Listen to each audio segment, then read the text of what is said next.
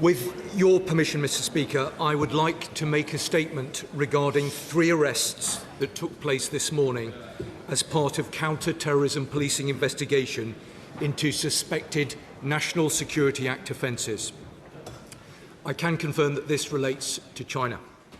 I can also confirm that this relates to foreign interference targeting UK democracy. Mr. Speaker, for reasons that you will understand, it would not be appropriate for me to comment on any aspect of what is now a live investigation. It is absolutely critical that we do not hamper the work of the police or prejudice any future legal processes by what we say in this House today. I would, however, point the House to what the counter-terrorism police have just said in their own statement, namely that this morning officers from counter-terrorism policing arrested 3 men as part of an investigation into suspected National Security Act 2023 offences.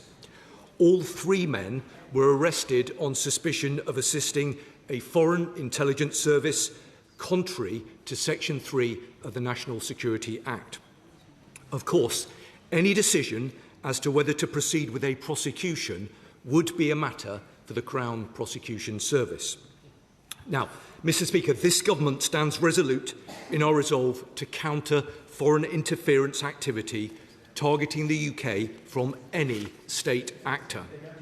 The government has been consistent and unambiguous in our assessment that China presents a series of threats to the United Kingdom. We remain deeply concerned by an increasing pattern of covert activity from Chinese state-linked actors targeting UK democracy. This involves attempts to obtain information on UK policy making and interfere with our sovereign affairs. From the November MI5 espionage alert warning about Chinese intelligence officers targeting individuals with access to sensitive information on Parliament and government, to the attempted interference activities of Christine Lee in 2022, this government will not tolerate it. And I can confirm to the House that British officials have formally démarched Chinese counterparts in London and Beijing about these allegations to raise our strong concerns. However, as this is a live investigation, it would not be appropriate to comment further. But let me be clear. If there is proven evidence of attempts by China to interfere with UK sovereign affairs, we will impose severe consequences and hold all actors involved to account. In the meantime, the government is taking robust action to ensure the UK's democratic institutions and processes are a hard target for this activity. The National Security Act provides our intelligence agencies and law enforcement with the modern legal tools they need to deter, detect and disrupt the full range of state threats. The action counter-terrorism police have been able to take this morning is an example that that legislation is working well. The political influence tier of the Foreign Interference Registration Scheme under the National Security Act also provides an essential framework for ensuring that those who seek to undermine our democracy are held to account. I also continue to drive across government the delivery of our counter-political interference and espionage action plan, which I announced to Parliament on the 18th of November. This is being coordinated in strong partnership with the parliamentary security authorities. Our aim is to forge a cross-party and whole-of-society shield to safeguard UK democracy. This includes strengthening our legal defences, cutting off channels for interference and supporting those on the front line of UK politics to recognise, resist and report the threat. Now, honourable members should have seen the guidance that the National Protective Security Authority and the National Cyber Security Centre published last year on what to look out for in terms of malicious foreign targeting and some basic steps that honourable members can take to protect themselves. I urge all members to read carefully through the guidance that was issued. If honourable members do experience any suspicious or out of the ordinary interactions, whether in person or online, they should report that to the Parliamentary Security Department. Now, the Government will continue to work in collaboration with the Parliamentary Security Department to set up a range of more tailored bespoke briefings for those who are at greatest risk. And in January, I joined the Director General of MI5 and the Chief Executive of the NCSC to brief the Chief Executives of the UK political parties on the developing threat picture. And I can confirm that officials are now focused on developing a programme of work to engage with the UK's think tanks and non-profit sector to discuss the threats that they face from foreign interference.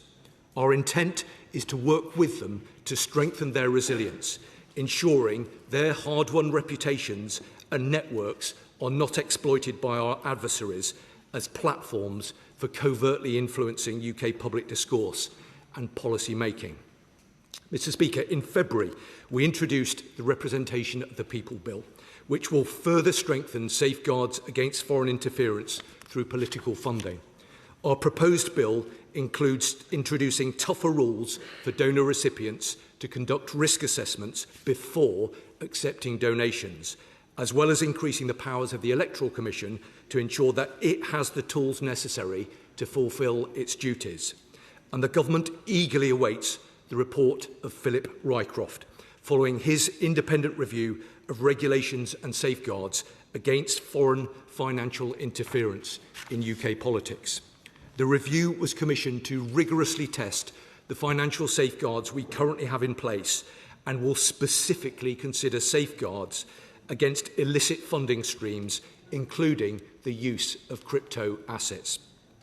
The review findings will be delivered to the Secretary of State for Housing, Communities and Local Government and myself by the end of this month, and I can confirm that recommendations, where appropriate, will inform the Representation of the People Bill. We are also working on new powers to counter foreign interference, including a prescription-style tool to disrupt proxy organisations undermining our security. Mr. Speaker, it continues to be in our long-term strategic interest to engage with China.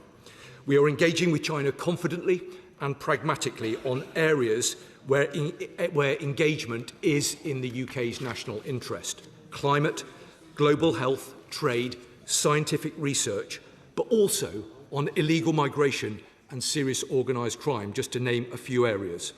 But let me be crystal clear. This is not a question of balancing economic and security considerations. We don't trade off security for economic access. Instead, by taking tough steps to keep us secure, we enable ourselves to cooperate in other areas. And we will always challenge any country, including China, that attempts to interfere with or undermine the integrity of our democratic institutions. And we will always prioritise UK national security. That is why the Prime Minister's visit opened up a direct channel of communication to deliver in the national interest, enabling us to raise frank concerns about activities that impact our national security at the most senior levels of the Chinese system, including on domestic security issues. Mr. Speaker, I can assure members of this House and the public that further steps can and absolutely will be taken to defend our democracy. The Government is steadfast in our commitment to disrupting and deterring China's interference activity wherever it takes place. I commend this statement to the House. Order. I'm sure we'll appreciate the fact that the Minister has come to the House at the earliest opportunity to provide an update on these serious issues. As there is now a live police investigation, members should exercise caution in saying anything that risks or prejudicing that investigation. But I thought it was important that the House, and I've got to thank the Minister who went through this to get it on at the earliest possible time.